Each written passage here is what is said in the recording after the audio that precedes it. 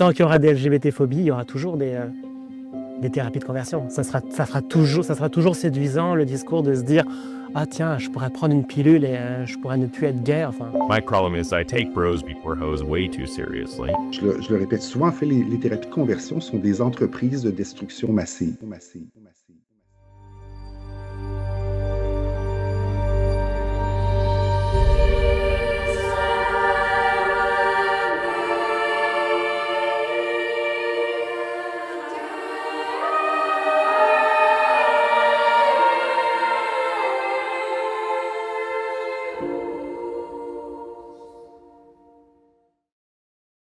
What a world we live in, where you can chop your penis off and say you're a woman, but you can't do something that might shift your sexuality. Insane. Celui que vous venez d'entendre, c'est l'un des membres de Brothers Road Community Online, qui est une organisation qui vise à soutenir les hommes qui souhaitent réprimer leurs sentiments homosexuels.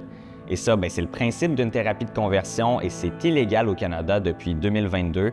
Et Internet vient brouiller les frontières en offrant une plateforme à tous ceux qui voudraient offrir une thérapie de conversion.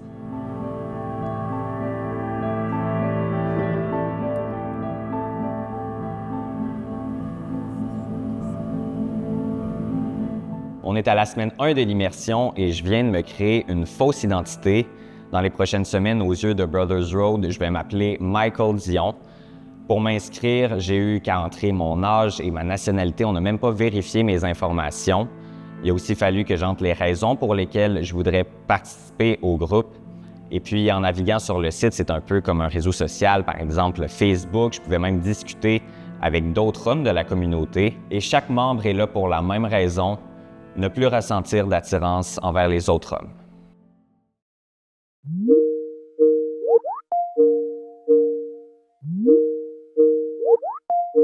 Michael Hey Ben, hey Michael. hello. Hi. I'm not sure I've met either of you. Michael, where are you from? I'm from Quebec City, Canada. Oh, Quebecois. Very nice. Yeah, it's been a long time since we've had a Canadian on this call. This is exciting.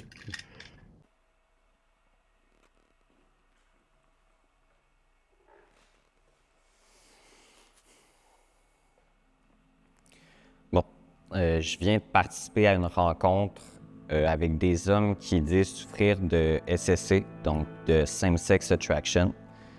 Puis ça, c'est une expression qu'ils utilisent pour masquer le fait qu'ils sont gays. The same-sex attraction, it's been put in a closet. It's been put away for a long time, and it's come out in a lot of unhealthy ways, and it's really hurt my relationship with my wife to the point where we can't keep going. So I'm just sad. We have 4 kids. I feel the peace that comes with that. So Thank you. I'm really glad you're here. thanks. Sorry about the circumstances, but I can say without reservation, you are in the right place. Puis, pendant la rencontre, Brothers Road nous a aussi référé à d'autres de leurs services, par exemple, A Journey into Manhood, qui est une forme de thérapie de conversion, puis qui a lieu en vrai, en présentiel. Moi, en tant que Canadien, on m'a dit que je n'avais pas le droit d'y participer, mais que je pourrais aller à A New Man, qui est en fait un copier-coller de A Journey into Manhood et auquel j'aurais accès. Unfortunately, the Canadian government considers Journey into Manhood to be conversion therapy, which doesn't actually exist, but don't tell the Canadian government that. Because of some extreme Canadian laws, we cannot allow Canadian citizens to attend Journey into Manhood, but they can attend A New Man, and it's almost the same thing. Ce que les médias nous montrent souvent, c'est qu'une thérapie de conversion, c'est un exorcisme dans le sous-sol d'une église, alors que là, on est un mardi après-midi. Je viens de participer à une rencontre Zoom avec des personnes aussi gentilles que vous et moi.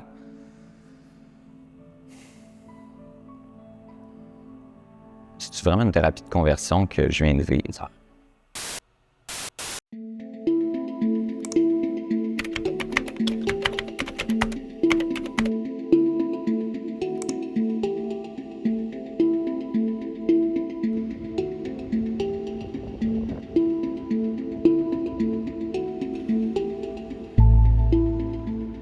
En tant qu'organisme LGBTQ+, si la visée du groupe de parole, c'est d'encourager les gens à ne pas accepter leur orientation sexuelle, à croire que c'est quelque chose qui peut être changé.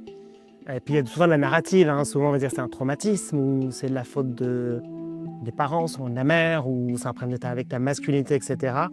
Là, on va vers des préjugés qui alimentent les thérapies de conversion et c'est en tout cas des formes de thérapie de conversion au sens large. On est à la semaine 2, quelques minutes avant la prochaine rencontre, puis je me sens encore pas mal stressé. Je viens de parler avec un gars sur Brothers qui m'a dit qu'il serait peut-être là dans le groupe de soutien aujourd'hui, puis ce que j'ai réalisé, c'est que les gens vont quand même là de leur plein gré. Puis je pense qu'il faudrait vraiment se pencher sur la question avec un expert. Alors, la pression qu'on reçoit de l'extérieur, c'est celle, en fait, qui nous dit que être homosexuel, être gay, lesbienne, bisexuel, pansexuel, être trans, être non-binaire, c'est pas souhaitable, c'est une mauvaise chose, c'est contre nature, c'est contre Dieu. Et donc, toutes ces pressions, ou tous ces messages, donc on les entend, et donc il y a un moment où on devient soi-même convaincu que c'est peut-être la meilleure chose à faire que d'essayer de ne pas être ce que l'on est. Bien, c'est délicat parce qu'on dirait qu'en arrivant dans la rencontre, ils n'ont pas vraiment l'air bien, mais que vers la fin, ils ont quand même l'air d'aller mieux. Donc, est-ce que c'est positif ou c'est négatif de participer à une rencontre comme ça? Le thérapeute, peu importe ses convictions, a quand même un travail de soutien. Donc, on peut être à la fois soutenu, mais poussé dans des directions qui sont tellement contre ce que l'on est que ça finit par être destructeur. So we hug. Sunday we went to mass together, and I had, I thanked him for that. I said, that's like a real difficult thing for men that suffer from same-sex attraction. And he turned around and he smiled, and I said, I love you, and he said, I love you, and it was a wonderful experience. And it did make me feel a little uncomfortable when he did it, but I knew that. I know this guy is straight as the ace of spades, and he truly was doing it to really comfort me.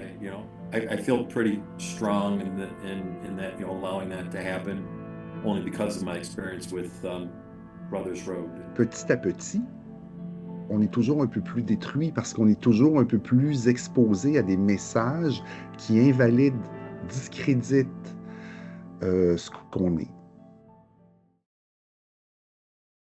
On est à la semaine 3, puis je me sens toujours aussi gay. Puis j'ai toujours aimé la course, mais en parlant avec des hommes sur Brothers Road, j'ai l'impression que parfois, c'est pour me rendre plus masculin qu'on promouvoit le sport et donc, selon eux, plus hétérosexuel.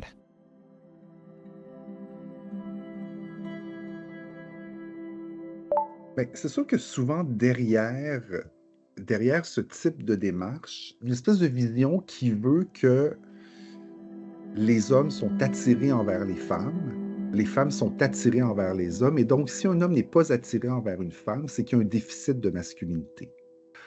En découle l'idée que si on renforce la masculinité, on va faire émerger un désir pour les femmes. Archetypally, chaos is feminine and order is masculine. Yeah. Nature is feminine and culture is masculine. Ça crée des interventions qui sont très stéréotypées et qui visent à renforcer des stéréotypes. Donc, il faut que les hommes se convainquent que voici ce qui est... En fait, même se convainquent ou apprennent ce qu'est être un homme, évidemment, selon l'organisation avec laquelle ils interagissent. And so I just went right into man mode, and she was sitting there, we got her wrapped in a blanket, I was chopping wood, and I started a fire, and I was just yeah, I'm feeling really manly right now. Si on veut que les contraires s'attirent comme un aimant, il faut que les polarités soient très marquées et très opposées. Donc, ça crée des versions très caricaturales du genre, basées sur des stéréotypes qui ont assez peu de fondement par ailleurs, mais qui résonnent dans l'imaginaire populaire.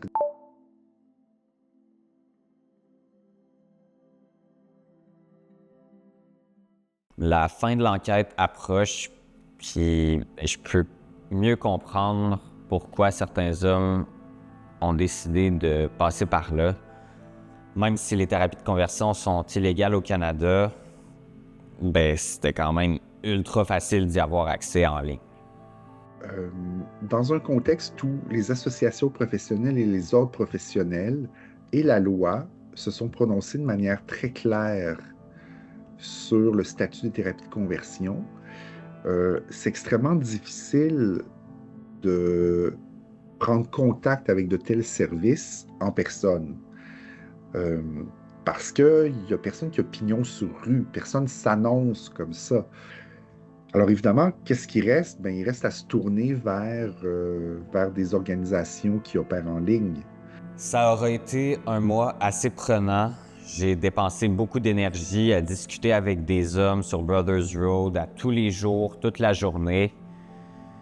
Même chaque semaine, participer à ma thérapie de conversion le mardi, c'est devenu un peu une habitude. Puis au début, je pensais que je ferais juste explorer la plateforme, puis finalement, j'ai vraiment été absorbé par l'univers de Brothers Road. Mais il ne faut pas diaboliser Internet parce que Internet est aussi particulièrement pour les groupes minorisés une source de sociabilité, une source de contact avec des modèles et des ressources incroyables. C'est l'espace où se déploie le meilleur comme le pire. Donc, je pense que l'idée, c'est pas de diaboliser Internet, mais c'est plutôt de diaboliser, si on doit le faire, les organisations qui profitent des caractéristiques d'Internet pour étendre leur filet puis garder les gens sous leur emprise. Au final, ça sert à rien d'essayer de devenir un nouvel homme. Pourquoi se battre contre soi-même quand on peut juste être qui on est?